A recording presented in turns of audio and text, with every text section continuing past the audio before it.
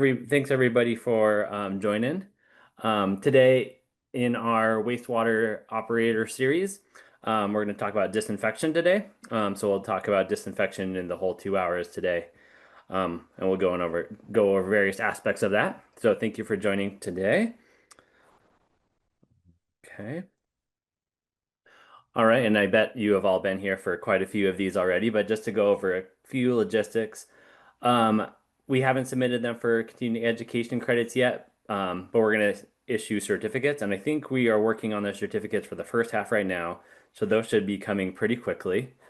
Um, and then at the end, please fill out the evaluation. It's helpful to know how we did and what we can do better. And then I guess one important thing is to please let us know who you are in the chat, and especially if there's anybody else that is attending with you, so then we can enter them for continuing education credits as well and give a certificate to everybody. So if you could do that, that would be wonderful. And it's always great to know who you are and where you're joining us from. So thank you. Okay.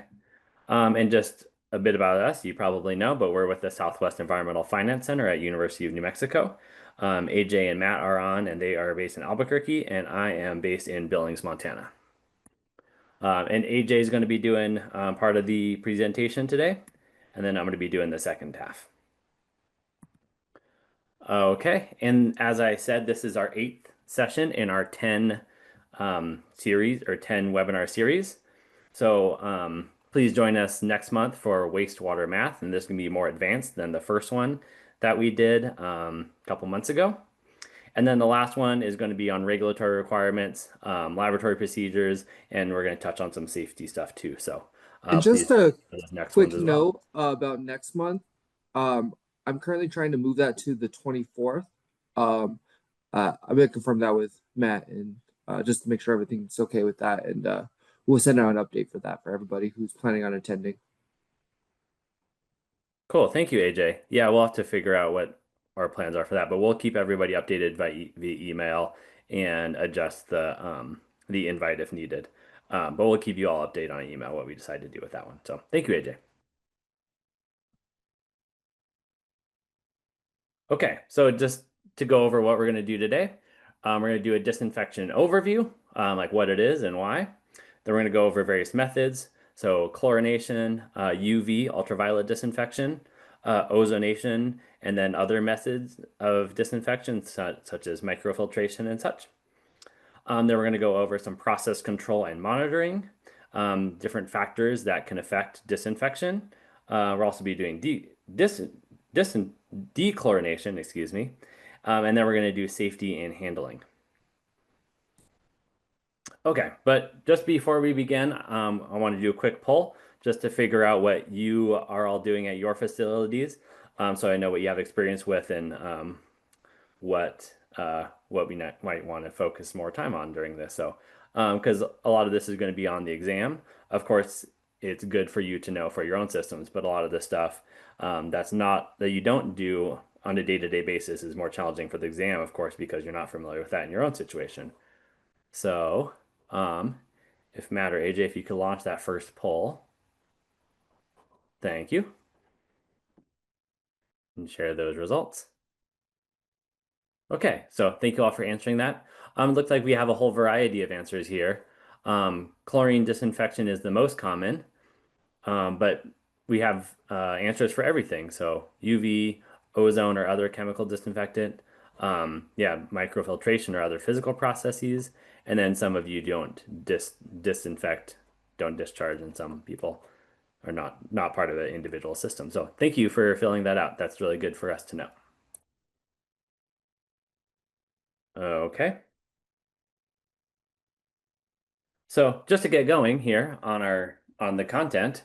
So what is disinfection of wastewater and why are we having a full 2 hour webinar on this? And in reality, we could have multiple days talking about disinfection.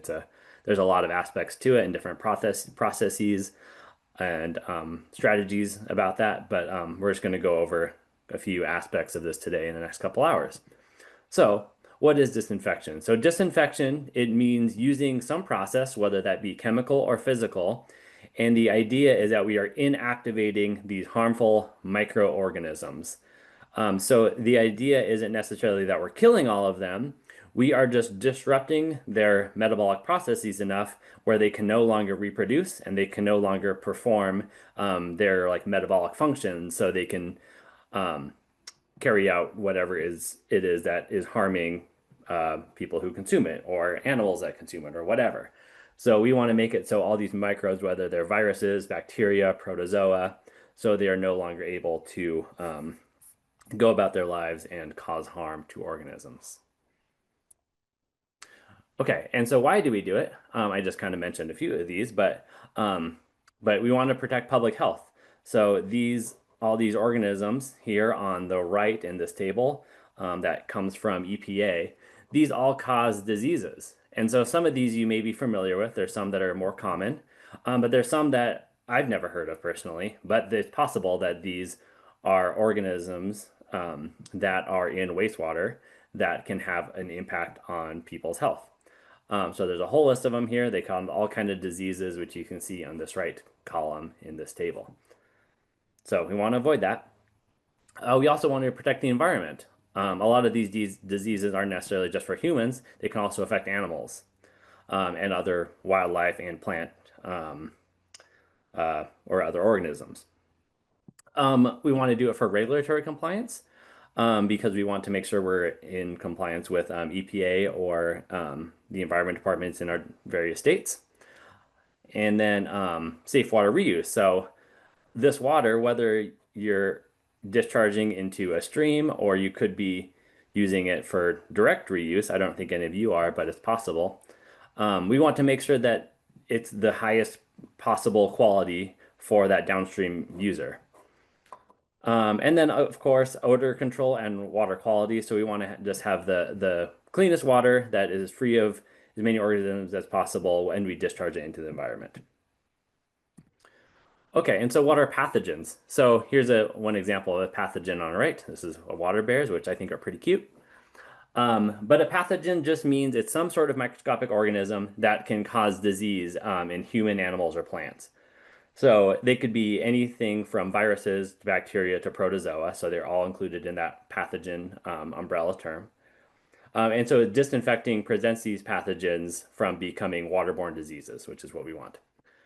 And then that disinfection, these elimination of pathogens, this is really the final step before the water gets discharged into the environment. But there's a bunch of processes that are included in that we're going to go over today. Okay, and then lastly, I did mention this, but regulatory requirements. So disinfection is required under the Clean Water Act of 1972. And so if you're a discharging system, you have a NPDES permit issued by the EPA or possibly your state agency. So a lot of reasons, but the regulatory aspect of it is really to prevent those things that we just talked about. Okay, and I'm going to turn it over to AJ now.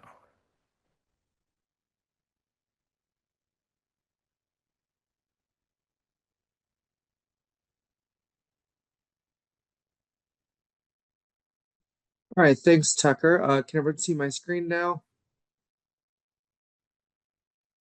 Yes. All right. So, like Tucker said, this section is going to be on disinfection methods. And the first thing we're going to talk about is common chemicals used for disinfection.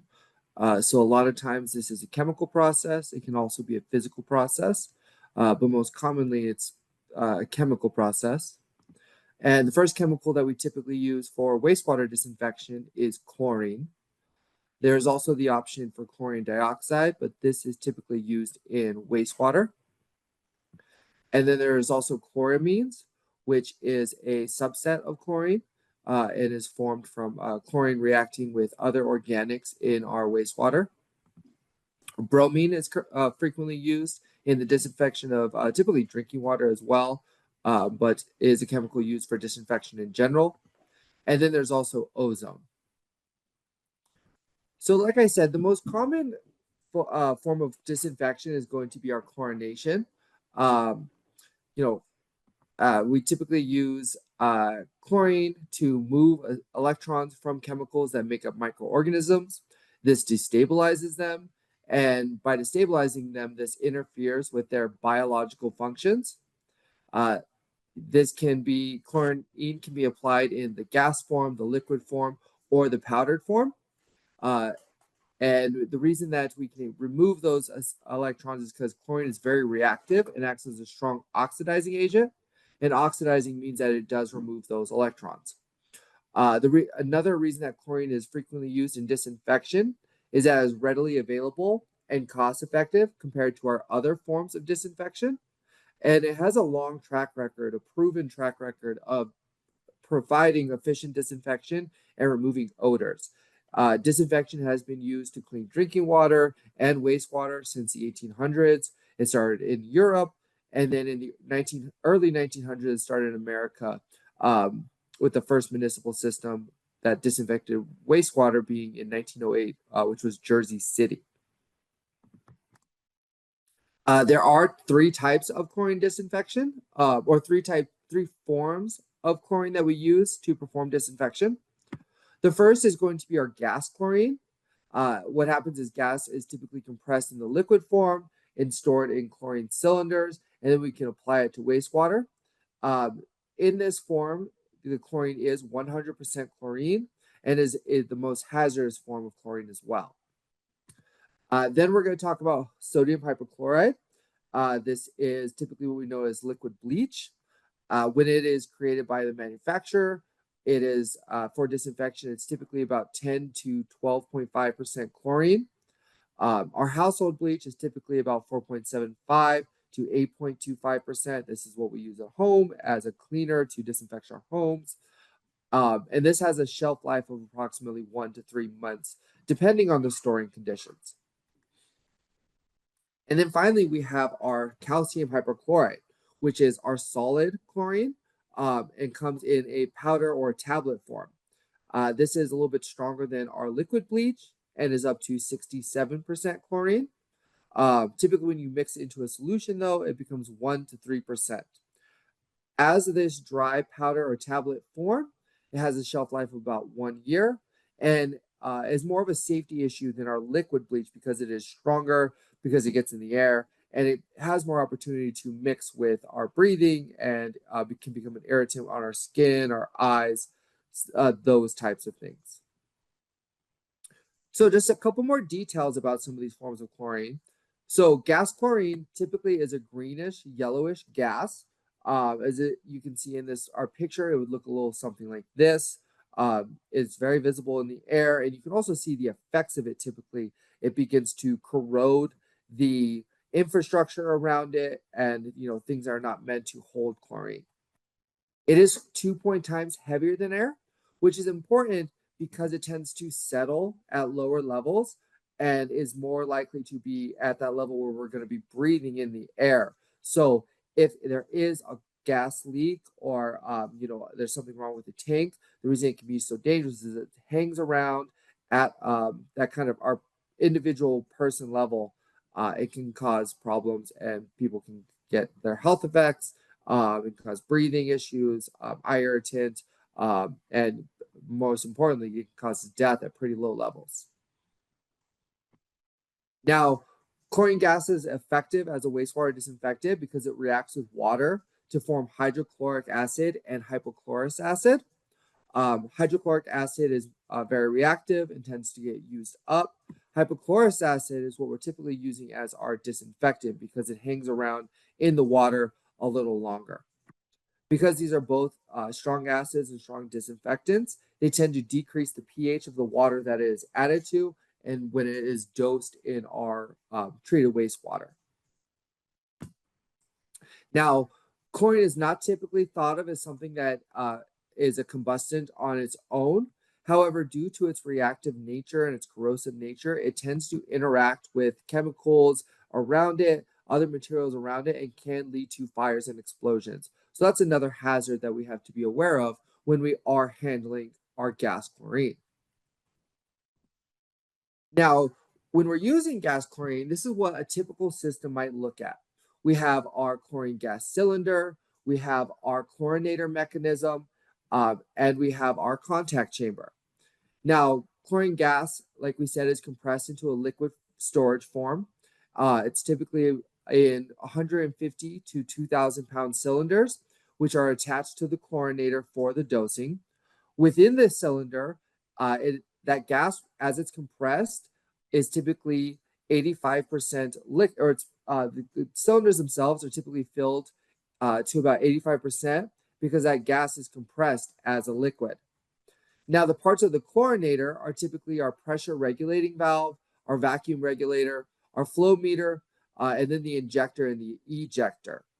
So the pressure regulating valve maintains the pressure of the chlorine gas as it exits the cylinder. So this helps maintain a consistent flow and protects other components by lowering the pressure of the gas it was stored at and making sure there are not pressure fluctuations that can damage those components. So as it's leaving and the pressure decreases of the chlorine, it transitions from that liquid to gas phase. Now, the vacuum regulator maintains the chlorine flow. The feed rate is typically controlled by what's called a needle valve or a V-notch plug. The regulator flows only when there is a vacuum created by the downstream injector. So if there's not gas being pulled into the flow stream, then the gas will not flow, and the regulator will plug up to prevent leaks and to make sure that there is not excess chlorine being released into the system. Then we have the injector, which is sometimes called an ejector, and this creates the vacuum needed to pull chlorine gas into the source water used to dose for wastewater treatment.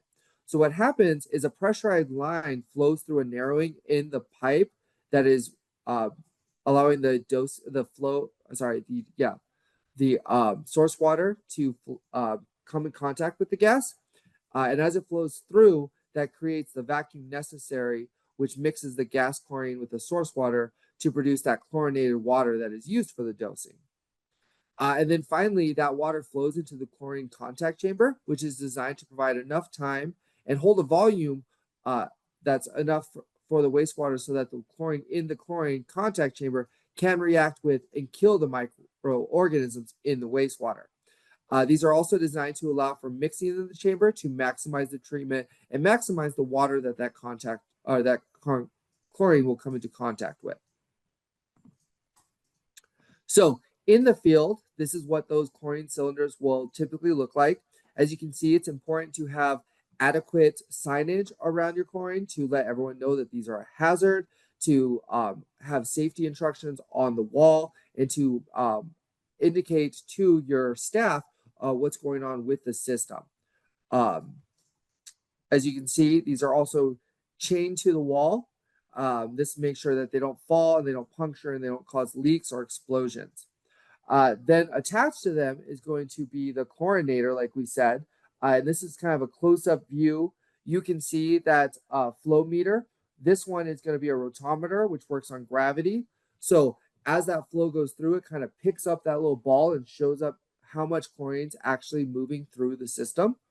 Then also we have this little wrench on there that's for emergencies. So if there's a leak that is detected when you're in the area right away, you can close the valve on the chlorine tanks to make sure that they don't have any issues. This is also used to close the valve on the cylinder when you're going to be switching the chlorinator from one cylinder to when that cylinder empties to a new cylinder that's full. These devices are also typically fitted with a chlorine scale. So this helps you understand how much chlorine is still in the cylinder. So as you use it, so this is also doubles as a safety measure. So if the scale is showing that there's still plenty of chlorine in the system, you know that the reason that it may not be flowing may be another issue, such as with the chlorinator or with the cylinder itself. But this is a way to keep track of how much chlorine you have and when it is time to switch over to a new cylinder. Now, the ejector will typically be just installed directly into your pipe for the source water as that water passes into the contact chamber. Here's another little example of our larger tanks that you might see. And it shows, you can see the flow meter over there on the left side of the picture as well, and our giant chlorine tanks on the bottom. And you have a little redundant 150-pound cylinder that can be used in an emergency or with you if you need to, in a pinch or kind of need some extra chlorine while you switch out your larger tanks or for when you run out. Now, as operators and for our certification tests, it's also important to understand our feed rates, specifically the maximum feed rate. So for 150-pound cylinders, this is going to be 40 pounds of chlorine a day. And then for our 2,000 pounds, our larger 1-ton tanks, this is 400 pounds per day. So we want to kind of commit those numbers to memory. Those will appear a lot of times on our operator certification exams. And it's good to know those for safety in the field so our tanks don't frost over, and also so we can be able to pass our operator certification exams. And like I said, if those rates are exceeded, it will cause your tanks to frost over, which can then lead to rupturing of the tanks. So next, after our chlorine gas, we have our sodium hypochlorite, our liquid bleach. And the way that this is typically done in wastewater applications is that you generate the hypochlorite on site using sodium chlorine, which is our common table salt. That's good to remember those chemical formulas as well for our wastewater operator certification. Sodium chloride is something that comes up a lot. So you mix that salt with water and you run an electric current through it in an electrolysis chamber. That energy disassociates the sodium, the sodium chloride typically disassociates on its own in water, and that energy that you're applying to it, that electricity, will bind the oxygen molecules in the water to the sodium chloride, so it creates sodium hypochlorite, which is our liquid bleach. So those on-site hypochlorite systems tend to produce liquid bleach, and that bleach that sodium hypochlorite concentration is typically 0.4 to 0.8 parts per million. A part per million is equal to a percentage. So if you'll remember, we're looking at 4.75 to 8.5% is typical of like our household bleach. So this is a magnitude even lower than that. This would be like 0.4% to 0.8%. As you can see in this picture on the left, that's probably your salt tank. So that salt will get wetted with some source water and then flow through the electrolysis chamber where the reaction can take place. Then that mixture is typically distributed to the system through a pump. So here's an example of a hypochlorite system. On the top is our controls, and as the bottom is the mixing chamber of our salt. This is a smaller one where salt and water can mix, and you can measure how much flow is going through. And then in this type of liquid bleach, your solution is typically disseminated to your contact chamber and your wastewater that needs to be treated with a pump. Here's an example of a pump with a little rotary meter. This one is going to be controlled manually. So this is typically going to be used in our smaller systems where you have an operator who's able to kind of check on it frequently and make adjustments as needed, and it doesn't require a whole lot of fluctuations on our doses that we're going to be using. Here's another example. This kind of shows the inside of that type of pump.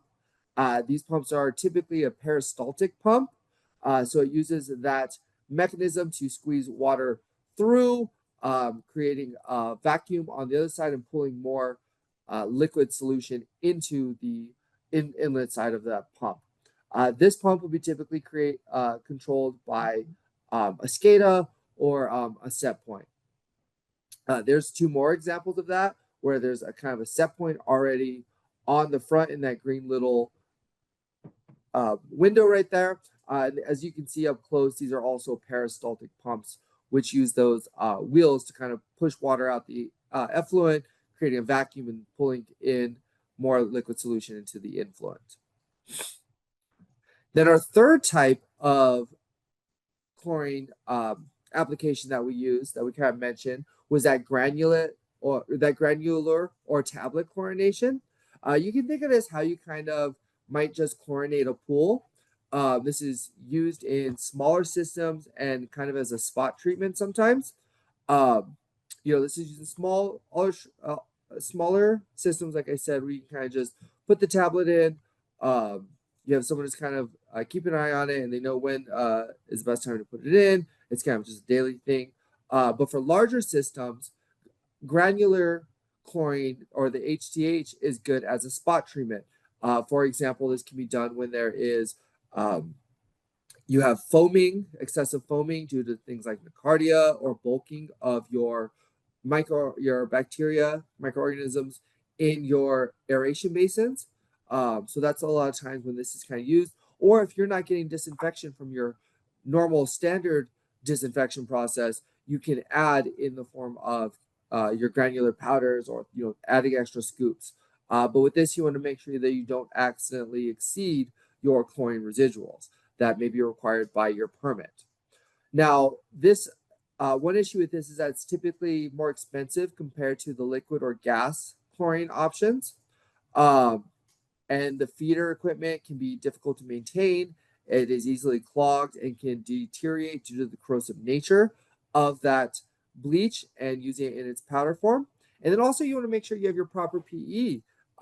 Like I mentioned, a lot of times the issue with your powder bleach and your tablet bleach is that it's corrosive to your skin. You want to make sure that you're using gloves. You want to make sure it doesn't come into contact with any of your skin. It can damage your breathing, your eyes, stuff like that. So you want to make sure that you always have eyewear, a respirator, or an N95 mask, all of that kind of stuff.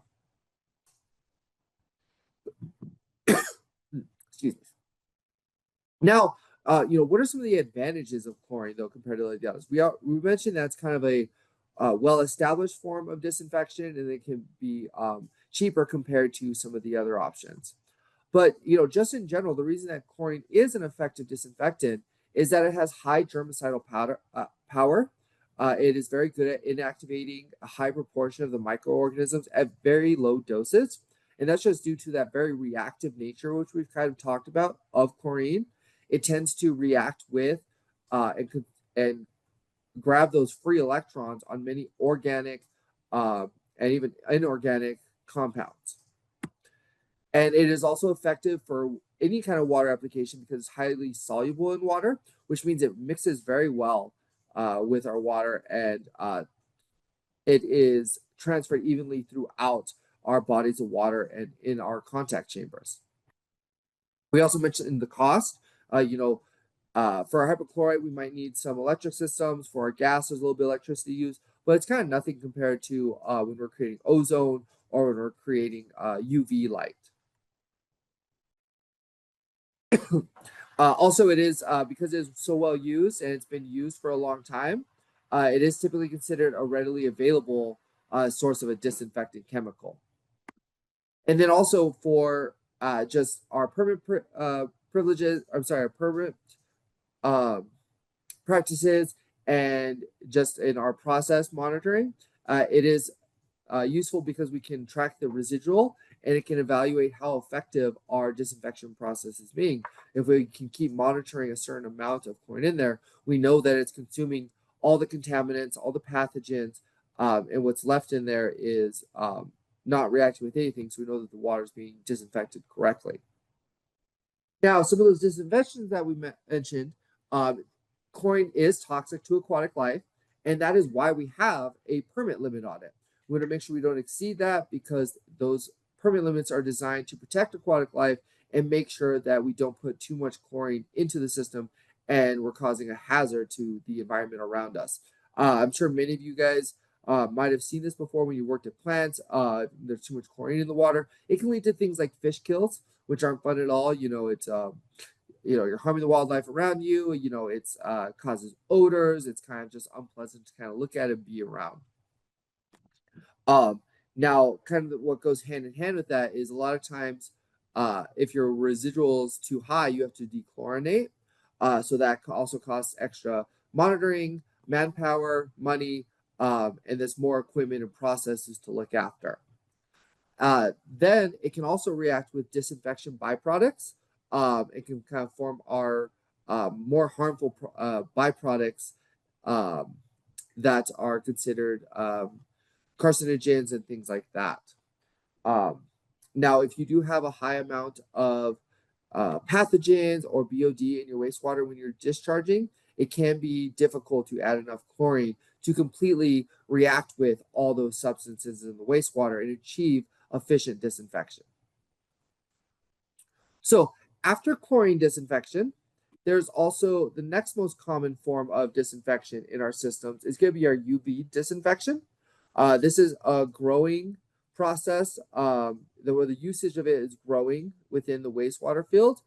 People are starting to see more of the advantages and really kind of liking how disinfection works. It can be pretty hands off as well, but it does require a significant startup cost.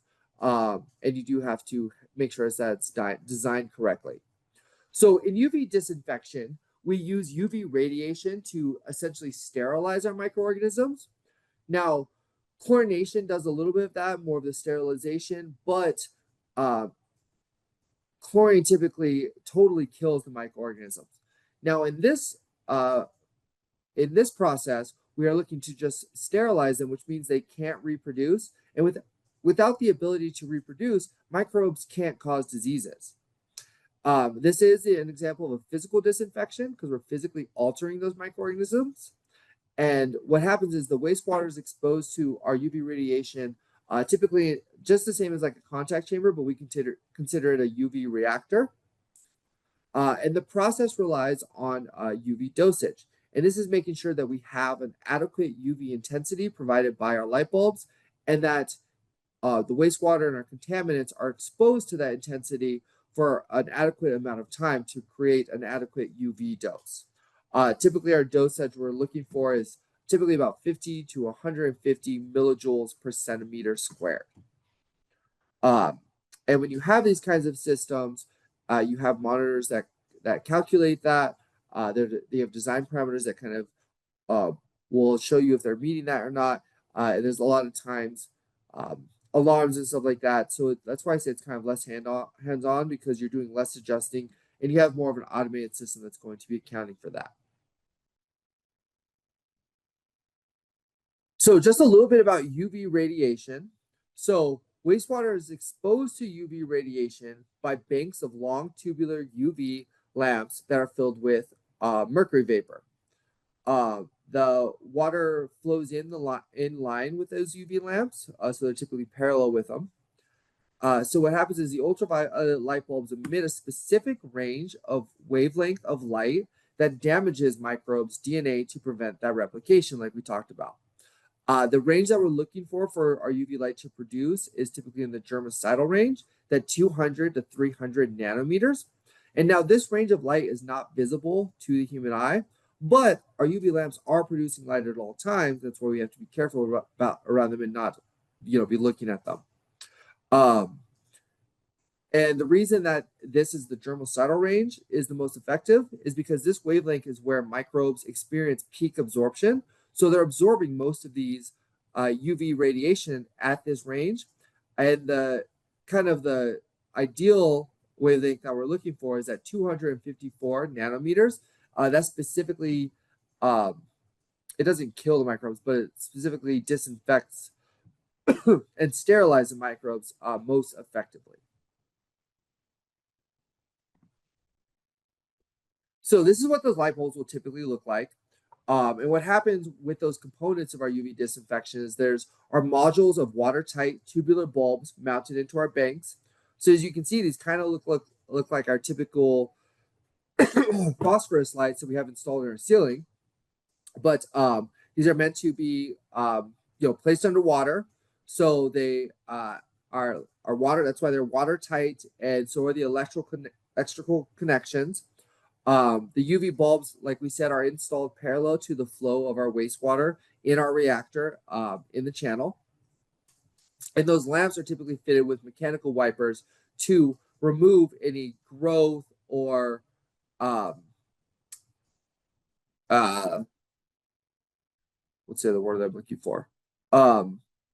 It's just any growth that can occur on there and foul. We want to make sure we want to prevent any fouling of our light bulbs. That was the word I was looking for. And our lamps are fitted with Oh, sorry, that's what I said. Those mechanical wipers to prevent that. Now, contact chambers with banks installed. Hold on one second. I need a little bit of water.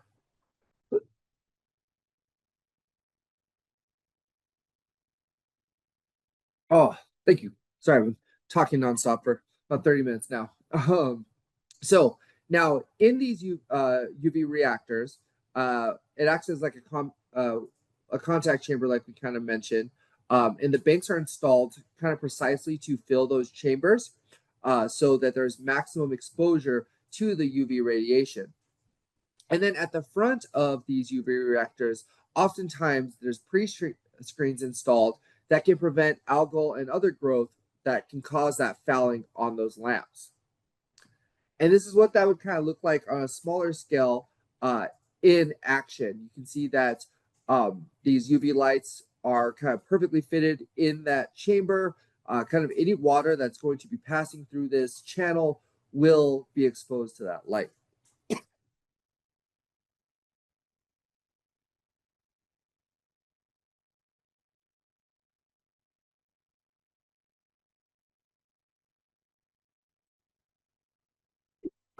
Sorry, I was trying to mute for a second so I could cough.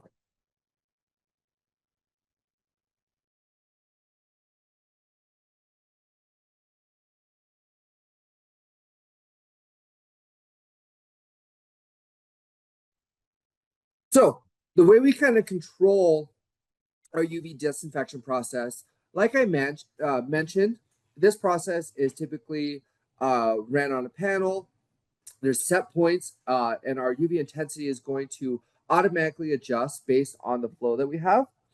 So operating the UV disinfection, though, includes monitoring and managing that UV dose. The system automated. Uh, Sometimes we gotta clean our UV tubes if we don't have those automatic wipers.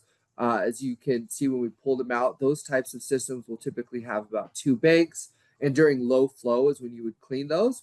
You do have to be very careful because, like we said, they are filled with mercury vapor and can be toxic to humans. And there's also the possibility of the physical damage as well of cutting ourselves on that glass. And you want to also make sure to monitor the equipment performance and perform maintenance as needed. And then if you have pre-screens installed on, you want to make sure that you clean those frequently, so you're not interrupting the flow into the UV reactor. And also, so as those grow, there's not more, you don't increase the likelihood of algae or other growth bypassing your pre-screens and fouling your UV lights. Now, these systems are typically going to be treated specifically for your volume of water that you're going to be having going through your system. So the set points are going to be predetermined. And if it's an automatic system, it'll automatically adjust for those. And if it's treating effectively, it's going to be measured by the UV intensity or determined by the UV dosage, which your system will automatically calculate. Now, adjustments to UV intensity is typically going to be, the number of modules being used for treatment. So in this event, it would be like if you're not getting enough intensity, this would be a multi-bank kind of setup where you can put another bank or another channel to increase the amount of flow going through your UV vault, or so the amount of exposure for your flow that's going through your UV reactor. And then also one thing to monitor on your system is that flow should always be right above the top of your UV bulbs. So this makes sure that all the water is exposed to the UV bulb. So you want to make sure the water is not too high in that example. And then also you want to make sure your water does not go below the bulbs because they're very hot. If they're not in water, they're not being cooled effectively, and they will become damaged due to that water not being high enough. Now, just some advantages and disadvantages of our ultraviolet light. There's no need to handle any chemicals, so it's kind of a hands-off system. There's no residual that you have to worry about. It's typically automated, like we said, so it's very friendly for our operators. They can kind of just make sure that there's no excess growth. They can pull samples for your fecal coliform and check to make sure that it's disinfecting correctly. And then just make sure that you're cleaning those screens so they're not fouling. And that's kind of the extent of it if you have an automated, well-running system. Now, the contact time can be pretty quickly, as you saw in that channel. It's kind of just from when the water starts at the beginning of the channel to the end.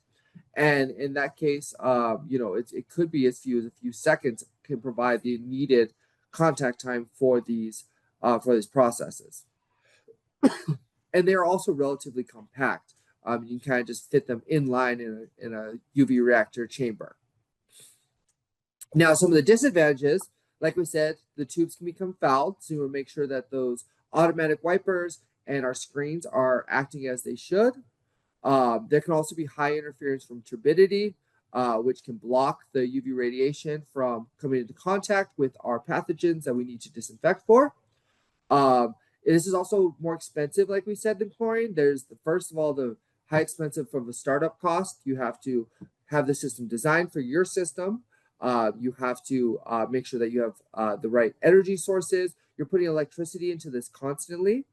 Can be additional maintenance going into it when you're cleaning bulbs and stuff like that, and cleaning the pre-screens. And then finally, organisms sometimes, because they are so small and so adaptive, they can repair the damage that's caused to their DNA from the UV radiation. It can gain back the ability to reproduce again.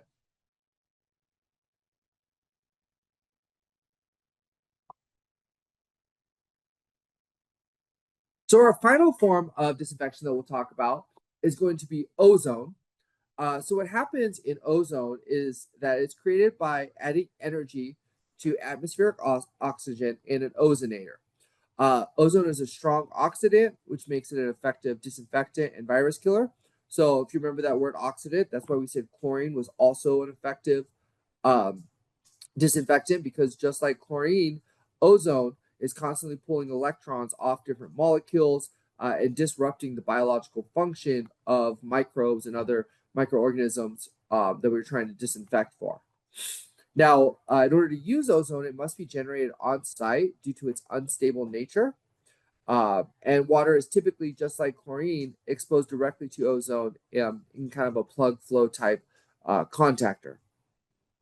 Now, due to ozone's unstable nature, all of the produced ozone reacts, and there are no harmful residuals. But just like chlorine, direct contact with that chlorine or exposure or with the ozone, direct exposure to that ozone can have serious health effects. So here's kind of what that looks like, where the ozone is oxidating electron from virus and cells enzymes, so they can no longer perform their biological functions. Um, so you'd have these little bugs in there, and those extra electrons get kind of removed as they're in contact with the ozone. Now, ozone is a little bit less of a common process. It should typically be automated. We do see it used a lot in drinking water. Um, and with ozone, you want to, as you're operating, you want to just make sure that your control panels are reading the correct readings. It's meeting its dosage requirements. There's no alarms, and then also that you have ozone alarms installed to make sure that if there's any leaks, your operators who are interacting with the equipment are not negatively affected. So just some advantages of the ozone, as we kind of mentioned, it is more effective than chlorine in destroying bacteria and viruses. It's a very, very strong oxidant. You need a short contact time with it, and it just kind of eats up everything. It kind of destabilizes all the organic molecules in wastewater. Like we mentioned, when you use ozone, all of the ozone is consumed, so there's no harmful residuals. You don't need to pay for shipping. You don't have to worry about shipping hazards because it is produced on site. And then the bacteria will not grow back unless there's any kind of extra solids or turbidity in the system that can kind of shield them from the ozone molecules. Now, some of the disadvantages of ozone is that the low doses may not be effective enough because it gets used up by kind of everything in the wastewater.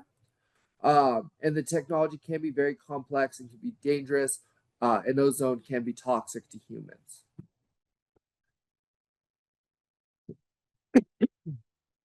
Now, finally, just a couple examples of alternative methods of disinfection. Um, we're not going to talk too much about these, but there is the option for filtration. More, this is more on the drinking water side that this is used, but it is growing in the wastewater field.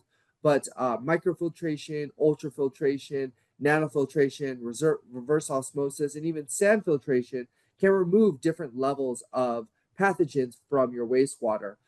With reverse osmosis typically being the most effective at producing just general clean water in order to remove virtually all of your pathogens.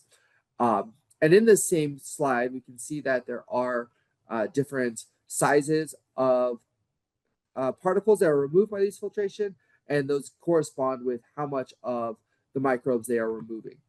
Then there's also constructed wetlands, which are typically used as a polishing process.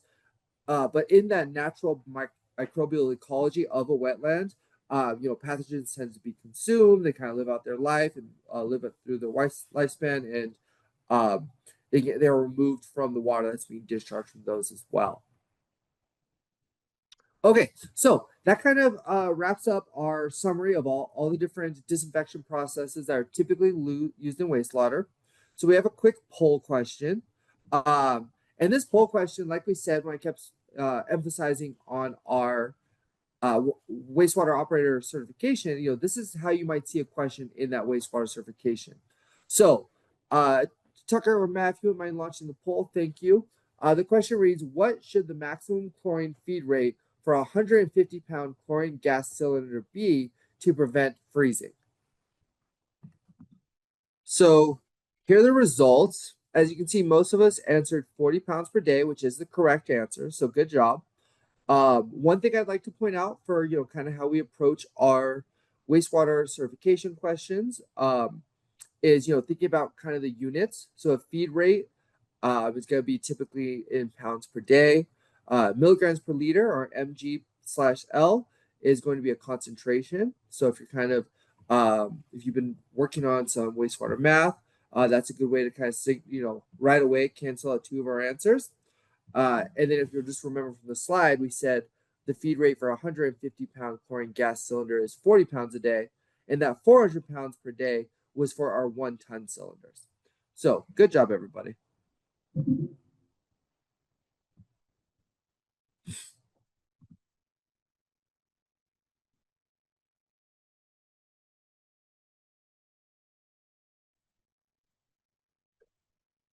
So our next section is going to be on process control and monitoring. So I'll do the first kind of part of this section, and then Tucker will take over.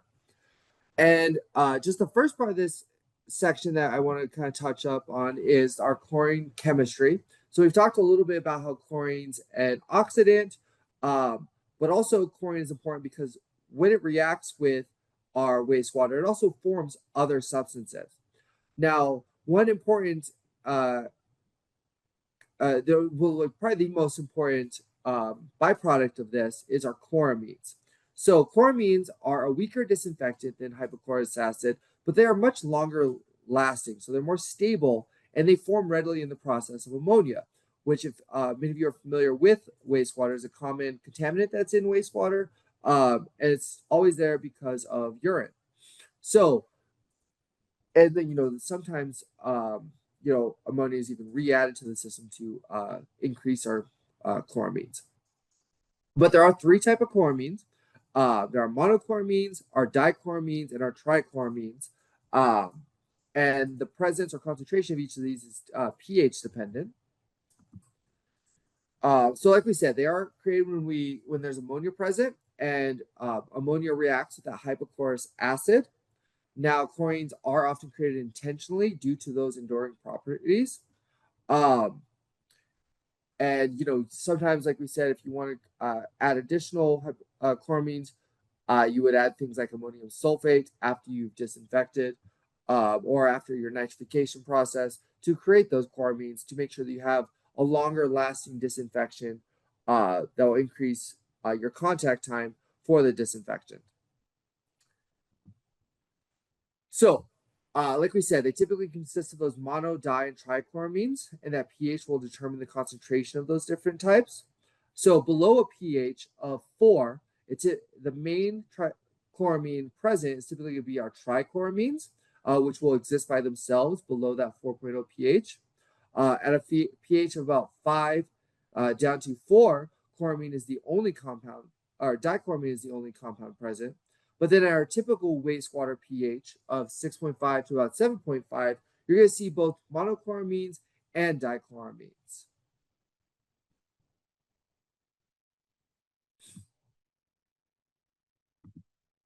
Now, here's just a little graph showing that. Typically, so this shows that, as you increase your pH, you go from our trichloramines, which is the NCl3.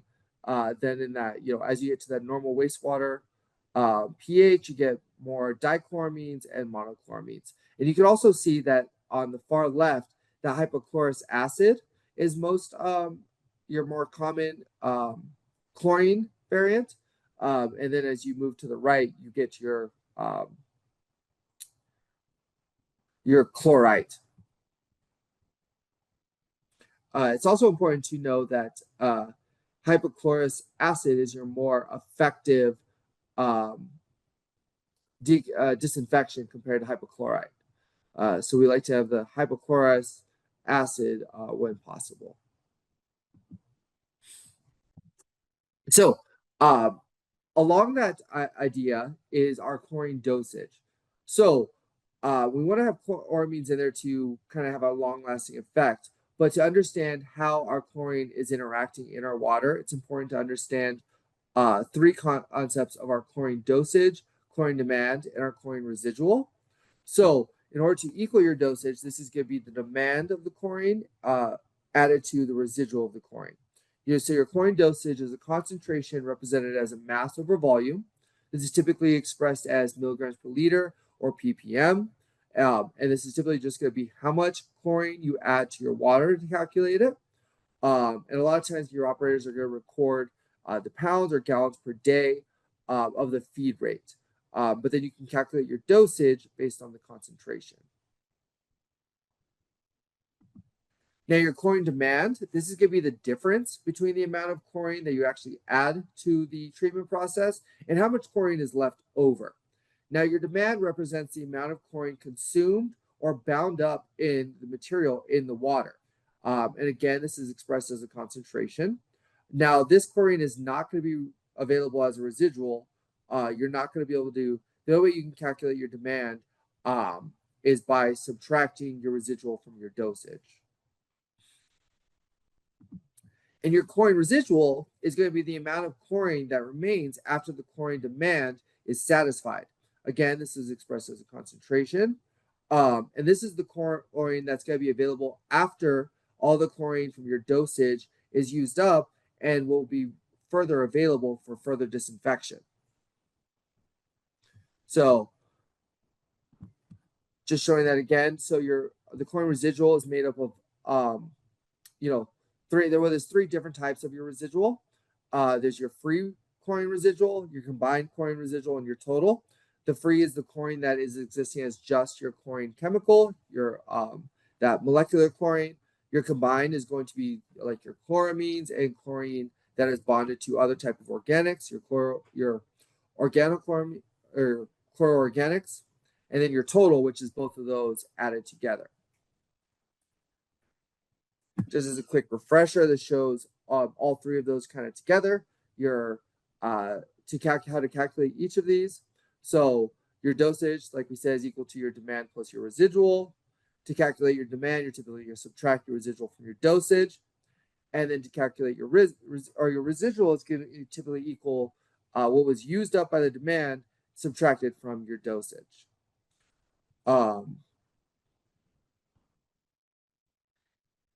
Here is, and so that kind of wraps up our kind of quick summary of our chlorine chemistry. And we have a another little poll question that talks about, what is the amount of chlorine?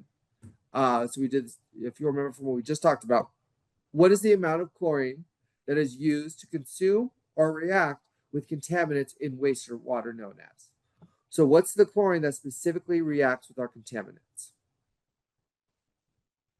So the correct answer was chlorine demand, which about 50% of us got. So good job, guys.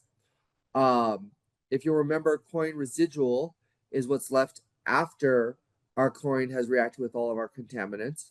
Now, hypochlorous does react with our contaminants, but um, there are other forms of chlorine that react with our contaminants.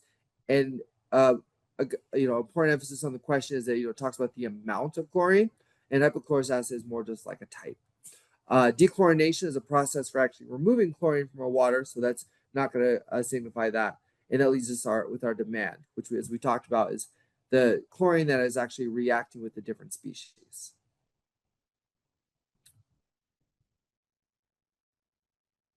So with that, I'm going to go ahead and hand it off to Tucker.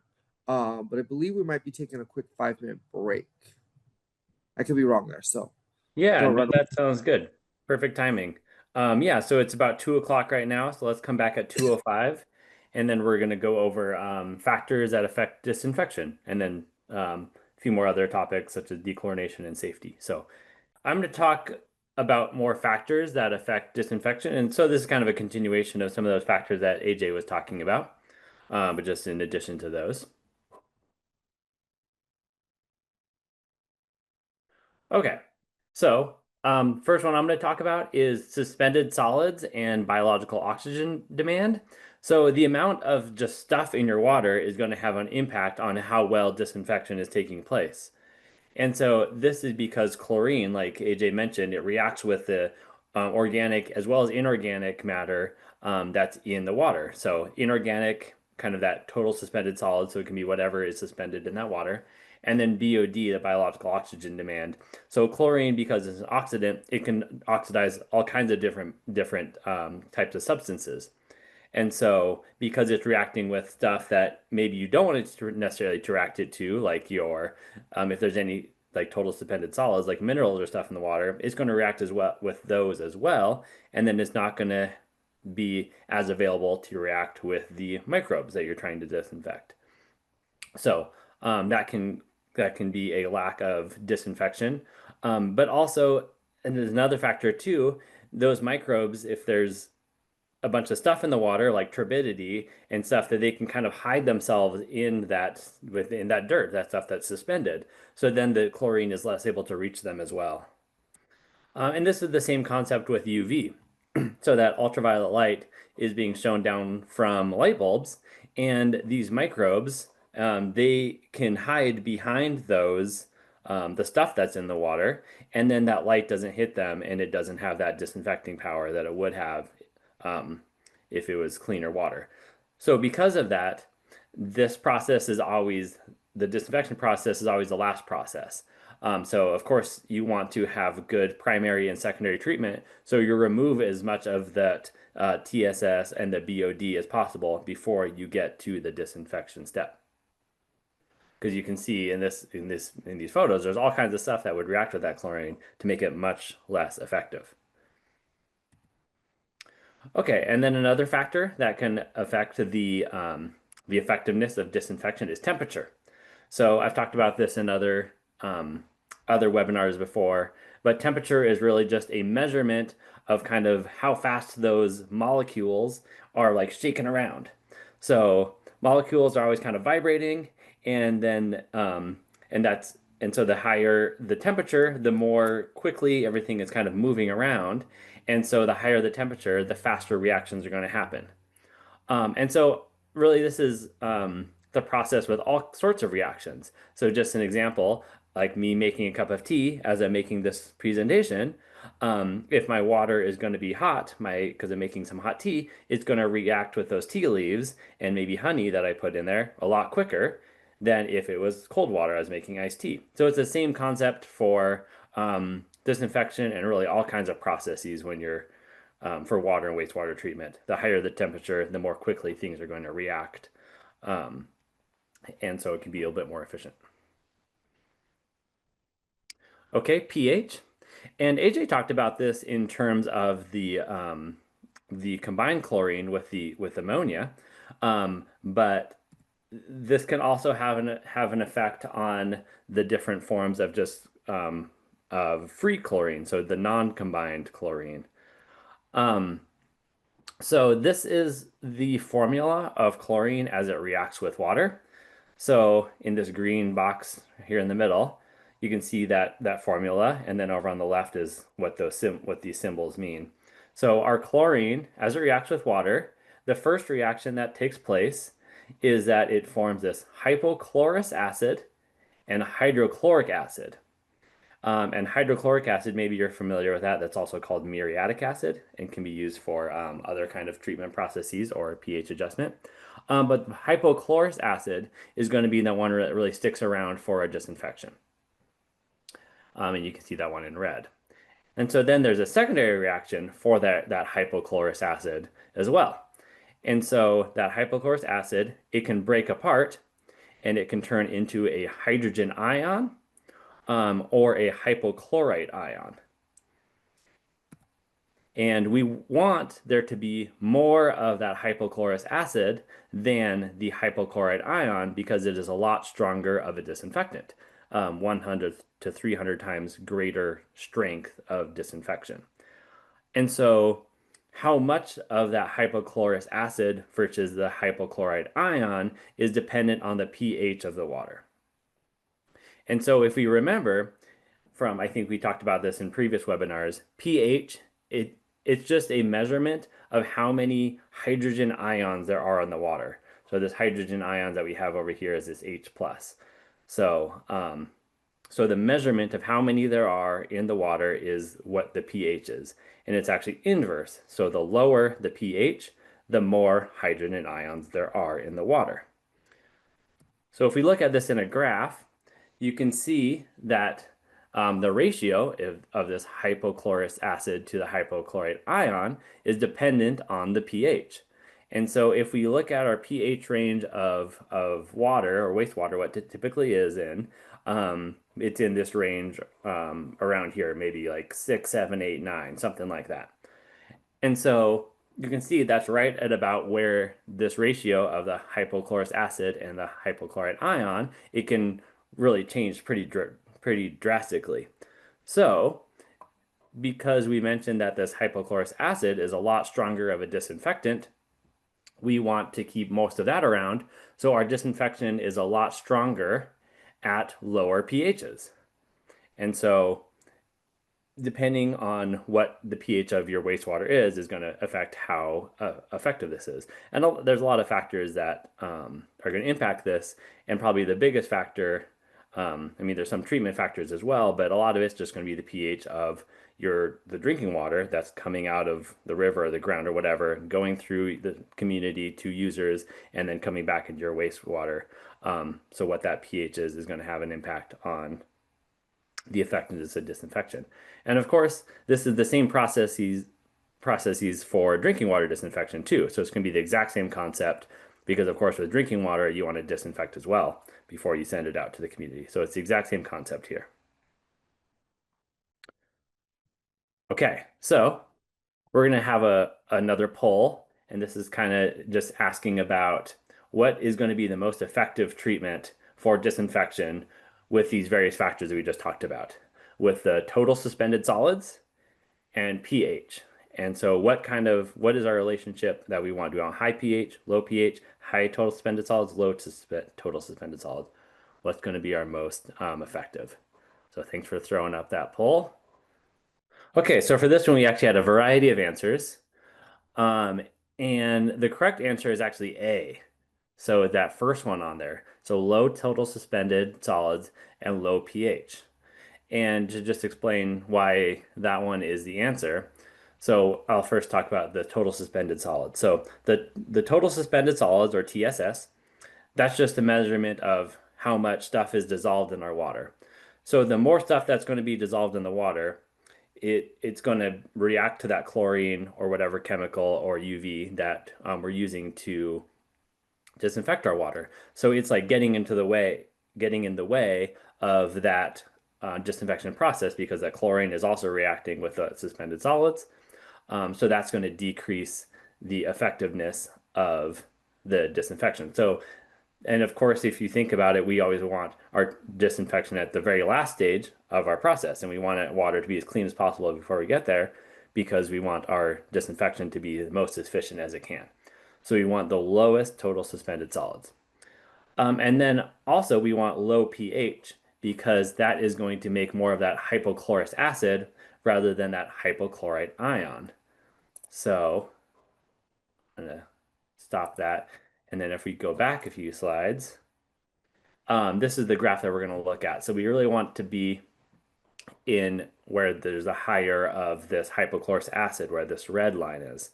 And so let me explain just really quick on what our axes are. So at the bottom we have our pH, and so this is the pH of our water. And then on our y-axis we have the percent relative concentration of these different forms of chlorine. So very far on the left we have just pure chlorine, and that's really not going to be present in our water unless we're at very low pHs, so lower than we really get in a typical wastewater situation. And so we're really going to be in this area between this red and this blue lines, the hypochlorous acid and the hypochlorite ion. And so the lower pH you have, the more hypochlorite ion you're going to have, or sorry, hypochlorous acid you're going to have. And so you want more of that because that's a lot stronger of a disinfectant than the hypochlorite ion. And so this is the case for drinking water as well. So sometimes you'll even decrease the pH to have more effective disinfection too. So we want to stay in this lower pH range where we have more hypochlorite, chlorous acid. And if you have higher pHs, sometimes it doesn't make sense to lower your pH, but you're just going to have to add more chlorine to get to that same disinfectant power. So you'll just have to add more liquid chlorine or gas or whatever form you're using. And let me know if you have any questions about that, just because there's a variety of answers on in that poll. I want to make sure that everybody kind of understands these concepts.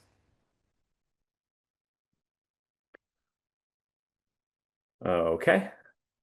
And so another factor that has to do with disinfection, and AJ already talked about this one. This is with chloramines, and this is with nitrogen that's already in the water. So that chlorine or other disinfectants can interact with that nitrogen. That can be inorganic ammonia that's in that wastewater. It can even be proteins and amino acids that's still in there. And then that's what makes that combined residual chlorine. And AJ already discussed this a bit. And so, but just to go over really quick, I feel like I always mix up what these combined chlorine and total chlorine and free chlorine, what these things mean. And so, especially combined and total, because I think those words are pretty similar, combined and total. They both are like kind of those words kind of encompass like everything. So if things are combined or total. But combined, that specifically is talking about chlorine that has combined with ammonia.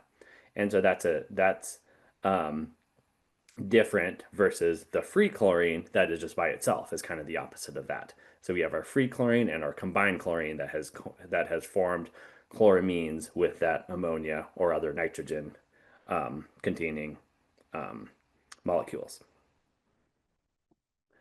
Okay, so that combined residual, like AJ was saying, it is still available for disinfection, but it's not quite as strong of a disinfectant, but it is more stable. It lasts in the water a lot longer than chlorine does because chlorine, actually, the more time that it's in water, it will, I guess it's called volatilization. So it leaves the water and goes into the atmosphere, where chloramine does not do that quite as quickly. So depending on your facility and your strategy for disinfection, sometimes you want more combined, sometimes you do not. Okay, and when we're talking about chlorination, a lot of times we're thinking about in terms of breakpoint chlorination, and we're trying to achieve what is called breakpoint chlorination. And so, unless you have super duper pure water, you're always going to have some level of contaminants in there, whether that's ammonia or other substances. And so whenever you're adding chlorine, you need to make sure that you're adding enough chlorine to first react with the stuff that's in that water and then get to the point where you have that free chlorine that is available to disinfect along with that combined chlorine that has combined with nitrogen. Okay, so in this graph we have up here, On our x-axis, we have the amount of chlorine that's added. So this is our dosage that's being added to our chlorine as it's like going through the process.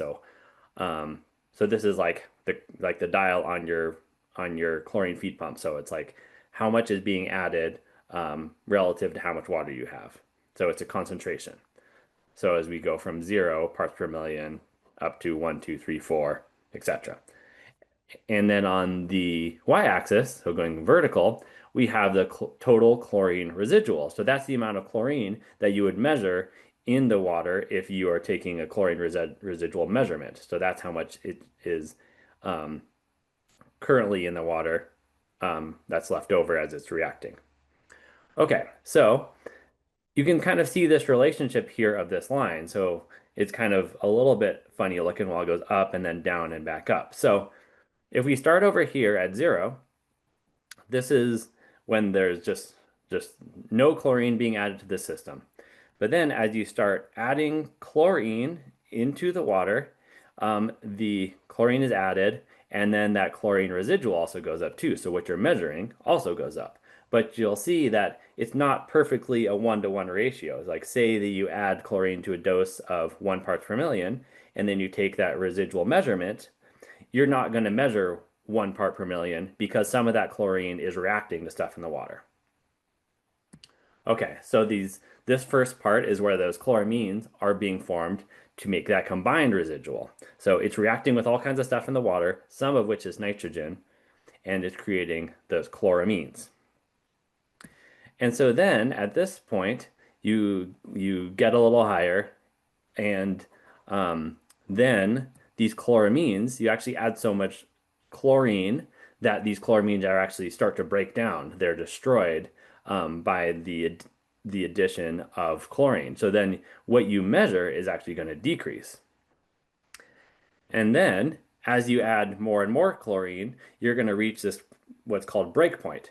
So all the ammonium has been used up. So all that ammonium, so the nitrogen containing substances that has reacted with the chlorine, and now all was what's left is that free chlorine. So that chlorine that has not reacted with any ammonium or any nitrogen.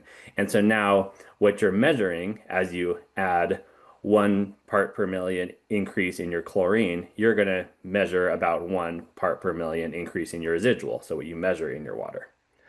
Um, and just note that these numbers are going to be totally different depending on every situation. So it's not always going to be at these values. So it's going to be different for every single plant. And it's going to change over time too, and time of the day and all kinds of stuff. So feel free to ask any questions about this. I know this is a little bit of a complicated concept, but kind of the point is that as you add chlorine, there's various processes that happen, and sometimes things can be a little bit funny. And so you want to make sure that you're adding enough that you get to this free chlorine that hasn't reacted with the natural ammonia that's in the water to really get the best disinfection. And this is also the same concept for drinking water. We talk about this exact same process. So I know some of you are also water operators. Okay, and so another concept that we're going to discuss is CT. So a lot of the time you'll hear this as contact time, but the CT actually, it really stands for concentration multiplied by time. And so the whole idea here is that chlorine, it takes a while to react with water, or react with the stuff that's in the water, I should say.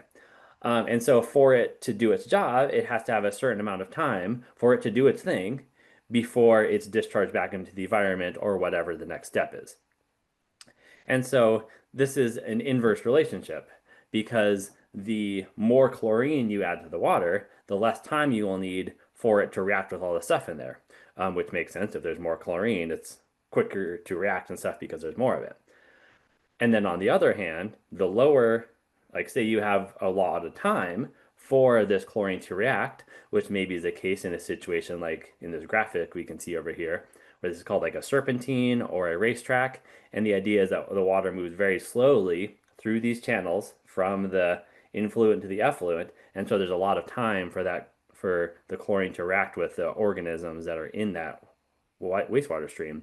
And so in that case, if you have a higher time, you probably need not as much chlorine to add because the chlorine that's in there has more time to actually kill and inactivate all the stuff that's in there.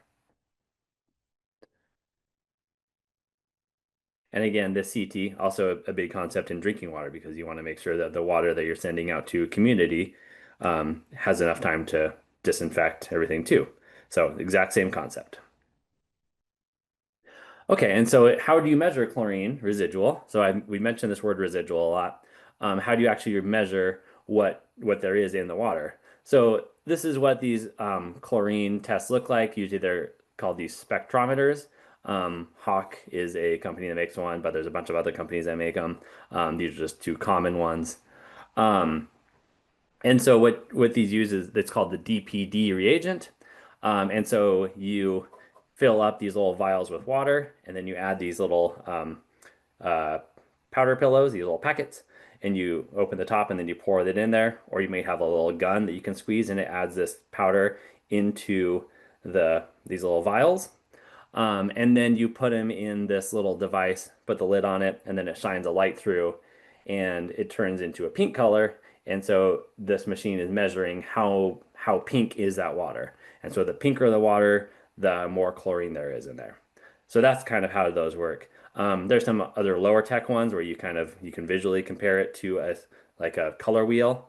But I think these spectrometers are definitely the most common. So that's how you measure that kind of thing to figure out what your chlorine residual is. Because of course it's not going to be the same amount as what you're dosing because some of it's reacting, of course. Okay, and so um, this chlorine dosage versus demand versus residual, what you have in there, um, so what you're adding, and then what is being used up by the living and non-living organisms that's reacting with that chlorine, and then the residual is what's left over. And AJ talked about this a bit too. And so you can figure out what all these values are. And here's a practice problem. And I'm not necessarily going to go through all of this because we went through this some during the math training. And then again, next week, we're going to have advanced math. So we're not going to do some of the math, but I wanted to put these in here because I think it's nice to have the context of when you'd want to know these kind of things and when you want to do these kind of calculations. So in this situation, we want to figure out what the chlorine demand of our treated wastewater effluent is if the chlorine dosage used for disinfection is 8 milligrams per liter and the measured chlorine residual is 1.3 milligrams per liter. So that means on your pump, your set point, you're dosing at 8 milligrams per liter, so that's how much is going into your system, that concentration. And then what you're actually measuring is 1.3. So in this case, the difference would just be 8 minus 1.3. So that means that 6.7 milligrams per liter or parts per million of that chlorine is actually being chemically used up by by disinfection processes or it reacting to different like contaminants or stuff in the water. Okay, another concept we're going to discuss is really quick is chemical purity. And so AJ mentioned this at the beginning a little bit, but just to think about what this means and how effective these are for disinfection, these different forms of chlorine are going to have different purities. And so gas chlorine, for example, is 100% chlorine. All it is chlorine gas. It's not combined with anything to make a larger molecule. So that's 100% chlorine. And so when you're adding it to your system, you know that all of the mass of that is going to be used for the disinfection process. And then solid chlorine, so that calcium hypochlorite, so that powder or granular form, it's not going to be all chlorine because it's calcium hypochlorite. So of course, part of it's calcium. And so that is going to not be 100% chlorine. It's only going to be 60 to 65% chlorine. And then as we go down to the liquid sodium hypochlorite, which is typically 10 to 12% if you're buying it from a company. So like getting this from like Dixie or something, or whatever distributor you might use, or it can come in like the little 1 gallon bottles. It's usually at 10 to 12% purity. Or if you're generating on site, which AJ mentioned earlier, I think what was it like 0.4 to 0.8% purity. So depending on what these are, what that is, you're going to have to add a lot more depending on what that percentage is, what that purity is. So of course, if you're adding 10% sodium hypochlorite versus 0.4% sodium hypochlorite, you're going to have to add a lot more of that, um, the 4% or 0.4% or whatever it is. And then I'll just note too that if you want to convert these percents to milligrams or parts per million, this is the relationship of that. So 1% is the same thing as 10,000 milligrams per liter, which is the same thing as 10,000 parts per million. Okay, and so if you want to go from the percent of that solution strength, so 12%. When you're figuring out your feed rate or something like that, if you want to calculate it, sometimes you're gonna have to convert that to a decimal. And so this is the formula on how you do that. You either times that percent by 100 or the decimal by 100, or you divide it by 100. So you're just essentially moving the decimal 4 places, or 2 places, excuse me. So in this example of um, when you have a wastewater treatment plant in this example that uses 4% solution of sodium hypochlorite to disinfect treated wastewater, what is the strength of that solution expressed as a decimal? So in this case, that 4% solution, probably a sodium hypochlorite, you want to figure out what that is a decimal. And so you're just going to move that decimal place 2 places over, or essentially divide it by 100, and then that solution strength as a decimal is 0.04. And this is important because when you're doing the feed rate calculations to figure out um, how much of a chemical you're you're feeding into a volume water over a period of time, this is what you're going to want to use. And so feed rate, as opposed to the dosage is the concentration. So it's like parts per million, milligrams per liter, where the feed rate, this is a measurement of pounds or gallons per day. So this is how much your plant uses relative to how much water you're treating. Okay, and this is another example of like some math that we're not necessarily going to go over in depth right now, but I want to talk about it really quick just so you know how this kind of feeds into what we're talking about today. And so this is your feed rate equation, and this is super common to have on both drinking water and wastewater exams, how to calculate this for disinfection or for really any other chemical that you're using for any kind of treatment process. So if we look at this formula and think about what these are, we have our dosage. And so our dosage, that's what we talked about quite a bit already today. So that's the concentration. So that is the amount of chemical in being fed into water relative to the amount of water. So it's like the milligrams of that per liter of water. And it can also be expressed as parts per million. Okay, so our flow, so this is our million gallons per day. And in this equation, it's in million gallons per day as opposed to just gallons per day. And that's important to keep that million gallons in there because so the formula works out. So sometimes if you're a pretty small plant, you're not measuring in million gallons per day. Maybe you're only treating a couple thousand gallons per day or something. But if you're using this formula, be sure you convert that into million gallons per day. Our next variable is this weight of water, 8.34. So that's how much 1 pound or 1 gallon of water weighs 8.34 pounds. And then this last part of the equation is at the bottom. So this is purity. And so this is what we were just talking about with our purity of different forms of chlorine. So if you're using gas chlorine, this is going to be 100%. If you're using that powdered or solid calcium hypochlorite, that's going to be about 60 or something percent. And then the sodium hypochlorite, depending on whether you're making on site or buying it in liquid form already, is going to be 10 or 12% or about 0.4%. And you're going to have to convert that into a decimal from that percentage. So you're going to have to move the decimal place two spots. So if you have 12% sodium hypochlorite, that's going to be 0.12 in a decimal form. Okay, and if you're taking the water or wastewater certification exam, they of course have this formula up here at the top that we just went over, but they also have these pie wheel formulas on there.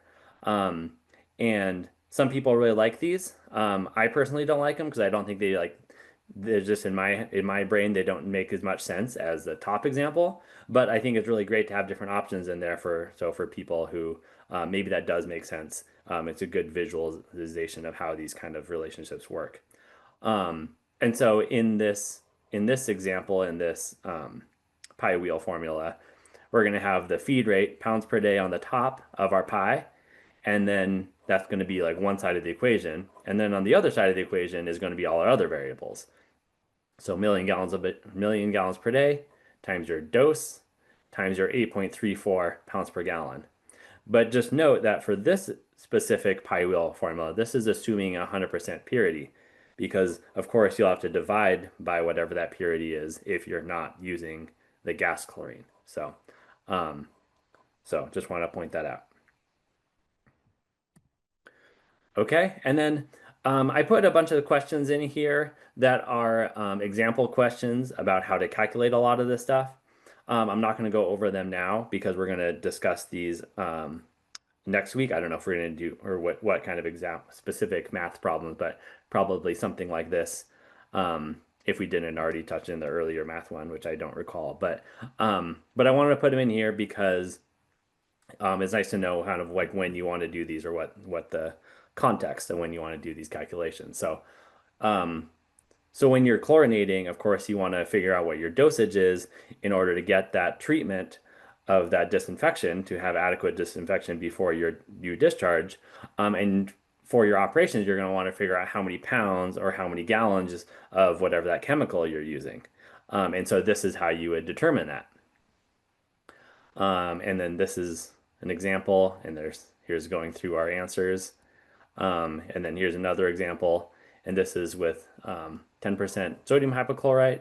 And sometimes in these questions, they give you different variables. So say sometimes it's going to give you one variable and you have to figure out another one. So there's all kinds of different forms that they can give you these in. Um, so it's helpful too to know how to kind of rearrange these equations. So these will all be in the slides that we send out to you. So you can take a look at these. And for more math, come join us next month. All right, and I think there's 3 questions in here. And just for those examples, so you know they're there. Okay, so not going to go over those math now, but we are going to give you a poll. So this is going back a little bit to different factors that affect disinfection. So which of these factors does not affect disinfection or like the efficiency or the effectiveness of disinfection? All right, so is it the amount of the stuff in the water? So that could be like your total suspended solids or your BOD.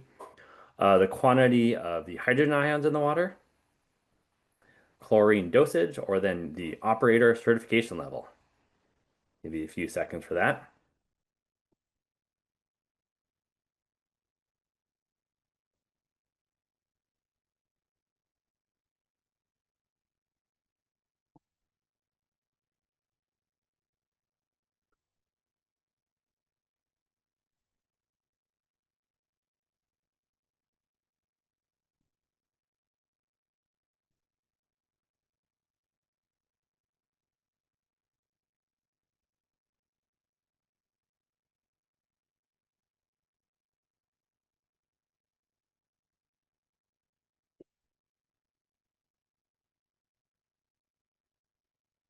Okay, it looks like most people have answered. Give you a few more seconds if you haven't put yours in there yet. Okay, I'm going to end that poll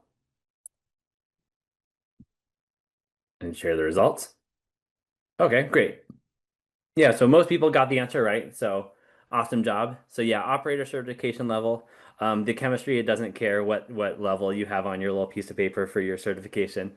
But of course it is related. Like the more educated and informed you are about these processes and how to optimize your disinfection, of course, you are more knowledgeable, so it helps things go smoother and more efficiently. So always good to become uh, certified and go to webinars like this. So thank you all for being here. You're on the right track. But just to go through some of the other answers really quick. So these all do affect disinfection. So the amount of stuff in the water, we talked about that a bit. That's like that total suspended solids or BOD or ammonia. That of course is going to also react with chlorine that you're adding or ozone, or it could impact the UV effectiveness by the actual light hitting those before it because it hits those before it can actually hit the pathogens. So that's going to have an impact. The quality or the quantity of hydrogen ions in the water. So if you remember, the hydrogen ions, that is what you're measuring when you measure pH. So that's what pH measurement is. So that's measuring of hydrogen ions. So the more hydrogen ions in the water, the lower the pH is going to be. And a fun fact, a hydrogen ion, because if you think about a periodic table, go back to, I don't know, high school chemistry, hydrogen is the very first element of the periodic table. And so, and a hydrogen ion, that means it has a positive charge, and so it is missing an electron. So that means that a hydrogen ion is actually just a proton. So it's just the amount of free protons in there is what we're measuring. And then chlorine dosage, of course, how much chlorine, that concentration, is going to be more effective if you're adding more versus less, of course. Okay, stop sharing that one. Okay, and always feel free to put any questions in the chat if you have any, want any clarification on anything. Okay, so now we disinfected our water. Are we ready to discharge it into the environment?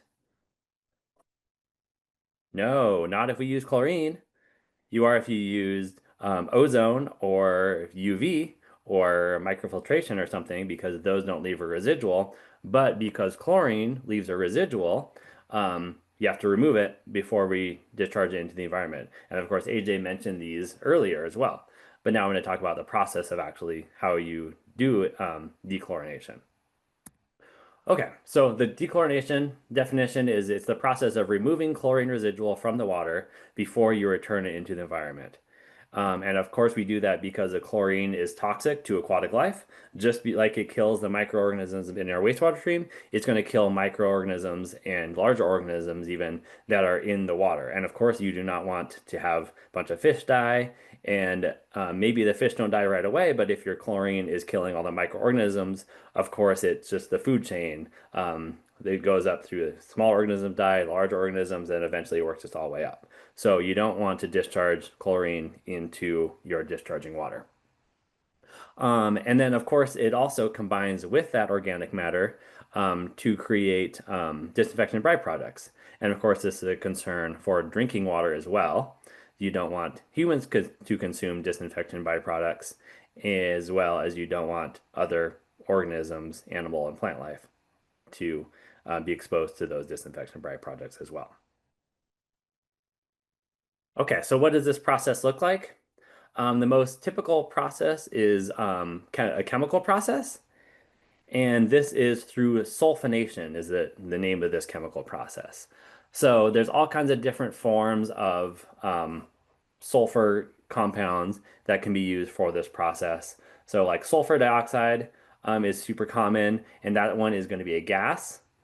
And then a lot of these other ones are going to be liquid form. So they just like the same kind of equipment that was added that is used for gas chlorine addition to the water stream. It's going to be this similar kind of process for addition of gaseous sulfur dioxide, and then for the liquid, um, like sodium thiosulfate or calcium thiosulfate or whatever those are, or whatever one you're using, excuse me, is going to be a similar process as adding the liquid chlorine to your wastewater stream.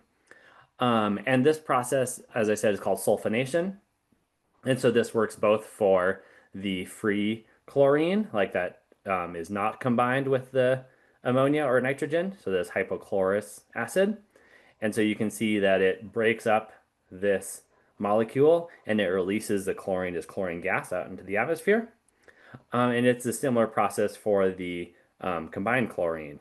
So this ammonia um, and nitrogen, when it reacts with nitrogen, it also releases the chlorine into the environment, and you're left with ammonia. So this is a pretty simple process um, and very common. Um, Another option for dechlorination is carbon adsorption. So this is the same kind of carbon that is in like your drinking water filters that absorbs other contaminants like taste and odor, organic compounds and stuff. It also can absorb chlorine, which of course is why it's sometimes on like those drinking water fountains and stuff, because it's sometimes more pleasant to drink water without chlorine in it. So it's the same process. This activated carbon, it just has a super high surface area and a positive charge, and it reacts with all this chlorine, and it adheres the chlorine molecules onto the surface of that activated carbon. And this can be powdered activated carbon or granular activated carbon. Um, and eventually, this activated carbon is going to become so covered in this chlorine that eventually you have to regenerate or replace the media. Okay, so just a quick poll here. Um, what do you use for dechlorination? So I think some of you do dechlorinate. So I'm just curious what kind of process you use. So, hey, Jeremiah, if you could throw up that poll.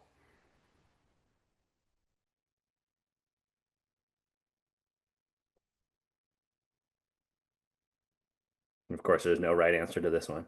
This is just asking me what you use.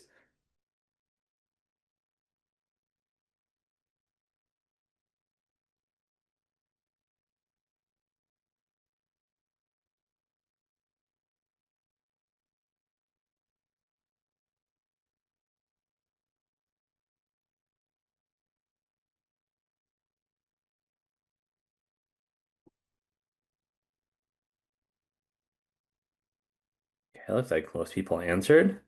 So throw up your answer up there if you haven't. Okay, I'm gonna end that poll. Share results. Okay, so it looks like most people don't dechlorinate. So this is maybe a little bit new concepts to you. Maybe you learned about this before, but it's good to know because this can be part of the exams.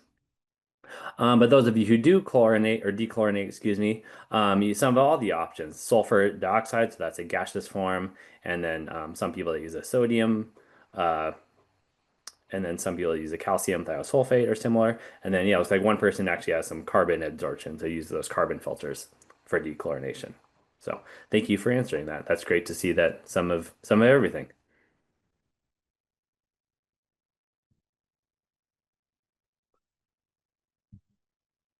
Okay, and there's a few more polls, but I'm actually going to skip these so we can talk about safety for a bit. Um, But yeah, I'm just going to go over the answers to these really quick. So why do we dechlorinate prior to discharge? The answer to this one is going to be B and C because yeah, it doesn't have so much to do with the chlorine smell, but it is requirement of our discharge permit, and because it's harmful for the environment, which really are the same. It's a requirement of discharge permit because it's harmful to the environment. And then which of these will not work for dechlorination? And the answer to this one is caustic soda, so sodium hydroxide, because that's used to change the pH. So the other ones are all chemicals or filters that will do dechlorination. Okay, so I think our last section here, we're going to talk about safety and handling. We have about 10 more minutes, so we'll get through most of this, I think. But if we don't get through all of it, we're going to send out these slides to everybody. Okay, so first thing about safety, especially when we're talking about chemical safety, so much of this information is on your safety data sheets, which used to be called material safety data sheets or MSDSs. Now they're just called SDSs. And so this one up here, this is an example of one for sodium hypochlorite or bleach. And then a lot of companies have their proprietary name like Dixie Chlor or um, whatever their whatever the company, whatever they decide to name it. Um, and so a lot of these, well, they do. These say they give you the hazards associated with this chemical. Um, Something that you'll also commonly see is this safety rectangle or the safety square, whatever it's called. And so this is pretty common. A lot of times in different facilities, you'll see them on the wall based on what chemicals are in those facilities. But this is actually being phased out and being replaced with this hazard communication standard pictogram program, which is it's adopted more globally because the idea is that these pictograms are more explanatory for people who may not be familiar with the safety square. And so you can see all these different hazards and what these symbols are associated with that hazard, like health, if it's flammable, other things too. So all kinds of different things there give you an idea of how you need to properly protect yourself when you're dealing with these chemicals. Okay, so really quick, first we'll go over some of the chlorine um, concerns. So gaseous chlorine, as AJ mentioned, it's super hazardous. Yeah, in 10 years, in the 10-year period, 14 Americans died on the job from chlorine exposure. So it is a very serious issue. And of course, higher concentrations, it's more and more lethal. So don't mess around with gas chlorine. Um, get out of there. Stay, be safe. Don't ever enter when there's gaseous chlorine or leaks or anything. Okay, some of the symptoms, because like we talked about, chlorine, it reacts with water to make hydrochloric acid, also called muriatic acid. It does the same thing on your when you're exposed to it. So whether it's on your eyeballs or anything that's wet, so your mouth, your lungs, so it's super hazardous, creates acid when it is exposed to moisture. So all these are various symptoms that come with that. Don't want it. Another safety precaution with chlorine, gaseous chlorine, is these fusible plugs because um, as the temperature increases, we don't want there to be like an excessive pressure built up in that container due to temperature. And so these chlorine containers actually have what's called fusible plugs. So they're actually these plugs that have a lower melting point than the container in general. And so if it gets up to about 157 degrees Fahrenheit, these will actually melt and release the chlorine from the tank. Of course, you don't want to get there. These are a safety thing to prevent catastrophic rupture, but still, you don't want your chlorine to be released at all. And so, don't ever put something like a space heater right next to a chlorine cylinder. Proper chlorine storage. Be sure they're chained up against the wall so they don't have a chance of tipping over and rupturing. Even keep the empty containers still strapped to the wall so they um, don't don't fall over. And then whenever you're moving them, don't wheel them around on the side. Put them on a cart and properly transport them. Keep them away from the elements and not in excessive temperatures. And also important is to not have them be exposed to any kind of organics like gasoline, brake fluid, and stuff because they will combust in the presence of organics. Chlorine storage rooms also have to have good ventilation. So here's just like a removal system. And like AJ mentioned, chlorine is more dense than air, so it will actually drop down onto the ground. So just some features of a room, make sure the light switches are on the outside so you can see what's going on in the inside with a window. Ventilation is at the bottom of the room. Um, and this chlorine can be evacuated into a treatment system.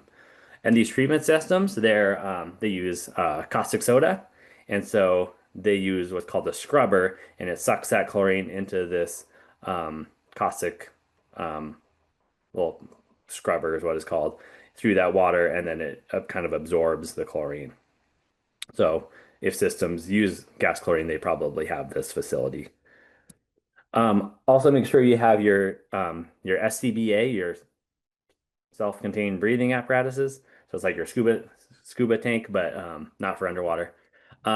So it's good to have those in your facility in case there is some sort of a leak. But if there is a leak, a lot of times like you just call the fire department, call the professionals if you're not comfortable with the SCBA and not certified with that. So be sure if you're ever using this that you are qualified to do that.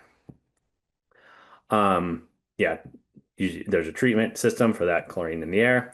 Alarms, of course, there's these alarms that will go off if there is chlorine, and then standby power, so like a generator or something that um, will still function for the scrubber system if needed.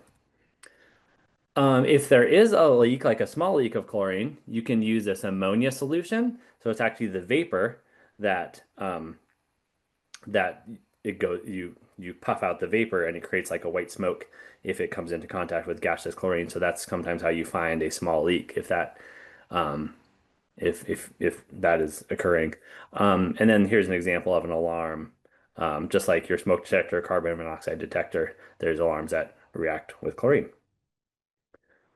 Okay.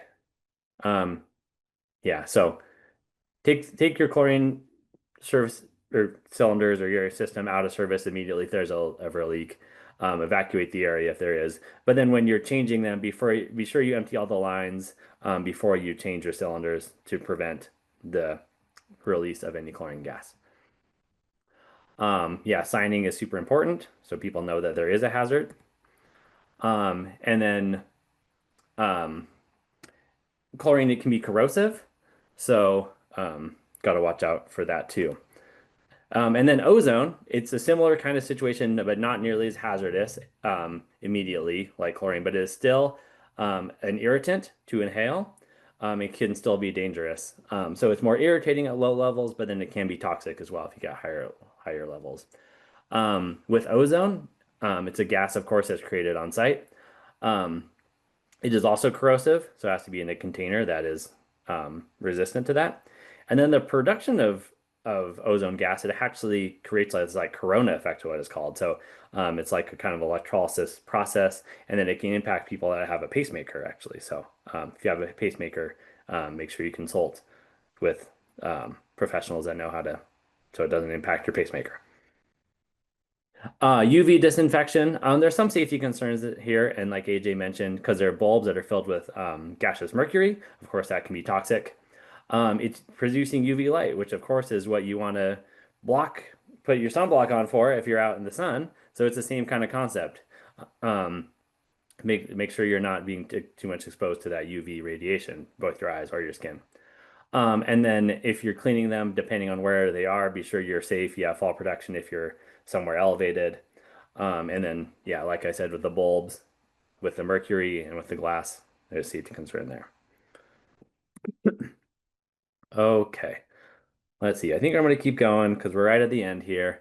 Um, so just talk really quick about hypochlorite. So this is um, the liquid and solid sodium hypochlorite and calcium hypochlorite. These are corrosive but non-flammable. But if you mix them with organics and stuff, they could become more explosive.